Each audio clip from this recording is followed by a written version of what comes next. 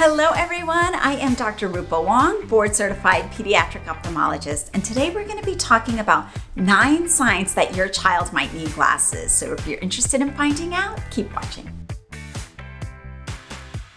Hi everyone! This is a topic near and dear to my heart, plus the fact that I have 3 children. So I understand the angst as a parent of just wanting to make sure that your child is okay.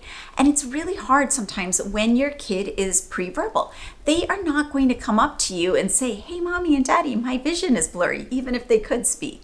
And some that are older just don't know what they're supposed to see. So even if they are verbal and even if they can really effectively communicate with you, they aren't going to say those words to you the way an adult would because they're not sure what they're supposed to be seeing. What I always tell parents is they don't know what they don't know, right? So how can you tell if your child needs glasses? This is one of the most common questions I get in my office. I'm going to break it down with 9 signs that you can watch out for to assess if your child needs to come in to see us. So most of the time, you really got to pay attention to children's behaviors and ask the teachers, involve them so that you've got a really full picture as to what's going on, both at home and at school. All right, so let's get to it. The first sign is squinting, and you've probably figured that one out before. It's, everywhere. You probably Googled it, you've read about it, your family members know about it.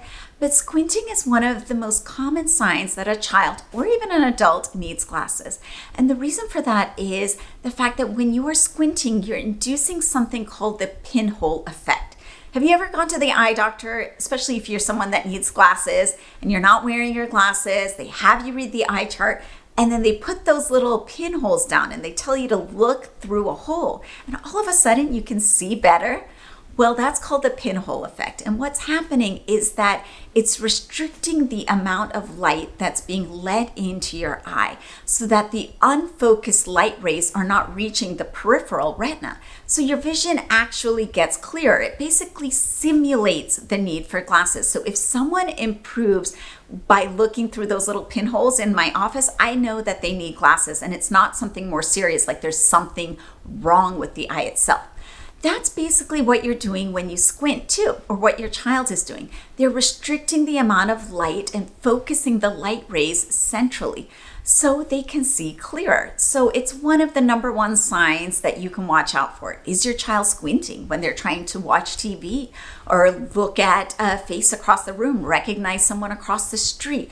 Or it can even be for things up close. So if they're coloring, reading, your bedtime story routine, if they're squinting, it might be a sign that they're trying to improve their vision. They realize it's not clear, but they might not be able to exactly verbalize it. So ask your teachers as well if they're engaging in any squinting behavior in school. It really is one of the most common signs of kids needing glasses. Very simple, squinting. A second common sign is tilting. So I'll see a lot of patients in my office. They'll be tilting their head either side to side or even to their shoulders.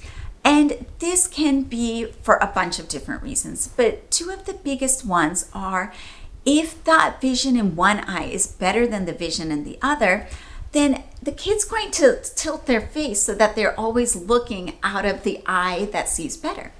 Astigmatism can also cause kids to tilt their heads in unique directions. And then another reason is something called strabismus. Strabismus is when the eye is misaligned, if eyes are crossed in, wandering out, or even vertically misaligned. And what a kid is doing is when they tilt their head, they're trying to find a position which avoids double vision. Because when their eyes are misaligned, their brain is seeing 2 of an object, and their brains don't like that. So their kid naturally adopts a certain head posture to minimize that double vision. So here's the most important thing. If you see your child adopting an unusual head posture when they're watching television, don't get them to stop. Don't remind them to stop. Don't take their head and put it in the proper position. Let them take whatever head posture they need to see better, and then make your appointment to come in and to see your eye doctor. Because if they're doing something to see more clearly, you want them to see more clearly in the intervening time that it takes for you to get that appointment. So don't correct that head posture. Just get them to come see us so we can assess if it's actually strabismus or if it's a need for glasses or if it's something else. The third sign that your child might need eyeglasses is covering one eye. So 2 of my kids actually have a little bit of misaligned eyes. They have a small tendency for their eyes to wander out. And what I first noticed is that my middle son would start squinting his eye. It's another reason for squinting, that's strabismus, when he was outdoors in bright light. And then sometimes when he was reading, he would cover one eye. Again, it's just a reason to either get rid of that double vision or to get rid of the blurry vision in one eye, especially if one eye is better seeing than the other. So if your child is covering one eye, it might be a sign that they may need glasses. Fourth, I saved this one for fourth because I didn't want to start out with it, but sitting too close to the television or bringing their screen time, their devices up close to them. Now, most parents are convinced that this is the end all be all, that if a child is standing up close to the television, it 100% means they need glasses, and it doesn't really. It can mean that they need glasses, but it doesn't automatically mean that they need them. Some kids just like being involved. They like to be in the world that's on television, so they come up close to it. But others really can't see far away or they have trouble, so they bring their devices up close. So it certainly can be a sign that your kid might need glasses, but it is not the end all be all. So I buried it here in the middle because I didn't want to start out with it because I think maybe some of y'all might stop watching if I started out with it. Eye rubbing. That is another common sign that a kid might need glasses. Again, the reason is because they kind of think that it's something that's covering the eye that's making it blurry. They don't really understand, hey, it's not something in front of my eye, it's actually inside my eye that's blurry. So they rub their eye to try to get rid of that blurriness, to try to wipe it clean. Now again, there's a ton of reasons that children might rub their eyes. Allergies, fatigue. I'm sure if you have a kid that wants to nap or just woke up from a nap, there's a lot of eye rubbing going on. But if there is a change in their behavior or if they are rubbing their eyes constantly, in either case, you do want to make sure that you come in to see your eye doctor, because if it's allergies, you want to get that checked because we can prescribe medication or allergen avoidance for that. And if it's that they need glasses, if they are nearsighted, farsighted, or have astigmatism, we can fix that too. Sixth is headaches. I get a lot of patients in my office because they're complaining about headaches, and the parents want to make sure that they don't need glasses.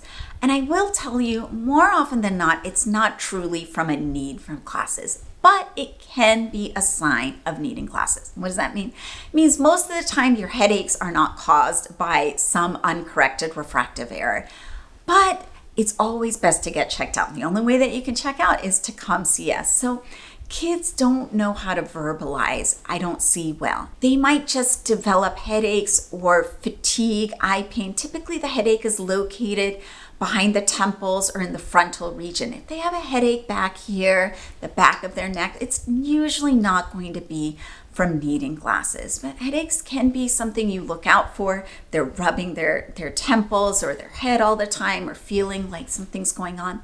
Again, like anything, there are a lot of different reasons and causes for headaches that aren't related to needing glasses, but uncorrected glasses use can be one of them. Going along with that is eye pain. Kids will often have eye fatigue and eye strain because they are trying to see clearly as much as they can.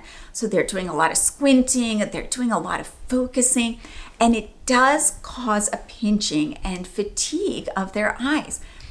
Now, just like with anything, as I've mentioned before, there might be dry eyes, there might be other reasons for eye fatigue or eye strain, but it can be a sign of nearsightedness, farsightedness, or astigmatism, or as we like to call it, myopia, hyperopia, or astigmatism.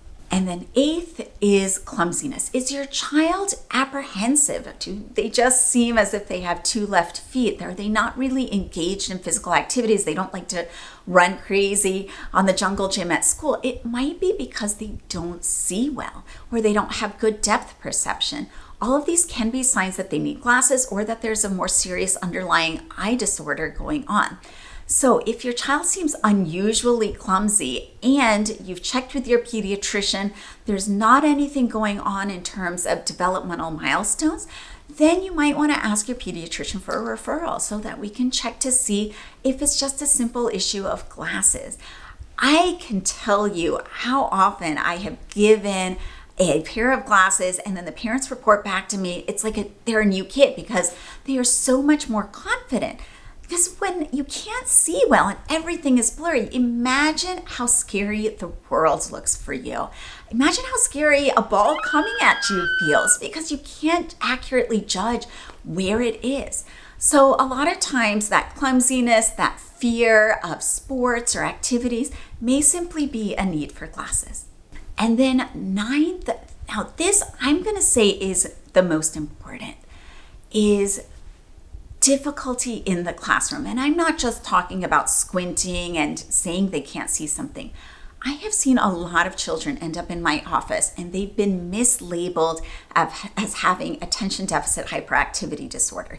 They have short attention spans in the classroom. They might be disruptive in the classroom.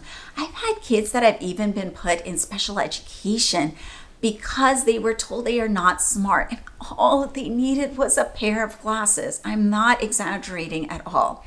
So if you have a child that has issues in the classroom, I always do recommend getting an eye exam to make sure it's not something that can be fixed by glasses, that it truly is an attentional problem or a processing issue. Because if you think about it like this, if your child can't see the board, if they can't read the book in front of them and everybody else can because they simply can't see, how are they going to pay attention in that classroom? How are they going to focus in on what the teacher is saying? And again, some kids just don't know what they're supposed to be seeing. It can be such a gradual decrease in vision, or it can be poor vision they've had all their life, so they don't know to ask for help. So they act out in ways that they do know how to be able to elicit that help. So be mindful that attention-seeking behavior in the classroom, disruptiveness in the classroom, they might have a physiologic cause of just needing glasses. I've seen it time and time again. And I've seen kids mislabeled with ADHD. They get their glasses and literally they are the star student, perfect straight A's. I have had a patient like that. So I like to close with that because I think it's so important that we always investigate other causes for a lot of these diagnoses before we just attribute them to the child being uncooperative. All right, guys, there you have it. 9 signs that your child might need glasses. If you wouldn't mind, if this video was interesting for you, if you wouldn't mind hitting that like and subscribe, comment below of other topics you want me to talk about. As a pediatric ophthalmologist, I read all the comments and I would love to know what type of content you want me to put out there. Until next time, I'm Dr. Rupa Wong. I'll see you soon.